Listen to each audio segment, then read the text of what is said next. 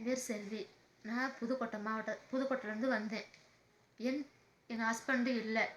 என் பிள்ளைகளுக்காகத்தான் நான் கஷ்டப்பட்டு நம்ம நல்ல முறையில் போனால் ஒரு பிள்ளைகளுக்கு ஒரு உதவி கிடைக்கும், நல்லா படிக்க வைக்கலாம்னு நினச்சி நான் வந்தேன். ஆனால் எனக்கு இங்கே வந்ததுலேருந்து அவ்வளோ கஷ்டம்.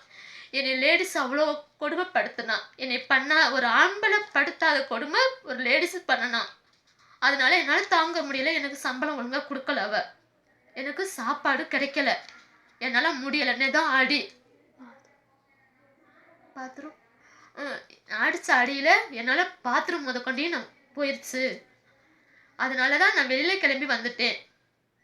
எனக்கு யாரும் உதவி இல்லை. என் மாமியா எனக்கு முடியாதவங்க அவங்க.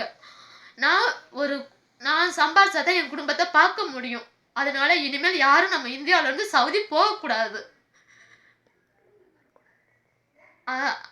இதனால எனக்கு என்னுடைய கஷ்டம் என் கூட போட்டு இனிமேல் ஒரு பொண்ணு எந்த பொண்ணு வந்து இங்கே கஷ்டப்படக்கூடாது. நம்ம வந்து எங்கே நம்ம எப்படி இருந்து நம்ம இந்தியாவில் இருந்து நம்ம கொஞ்சம் கொஞ்சமாக பிள்ளைகளுக்கு சம்பாரிச்சு கொடுக்கலாம்.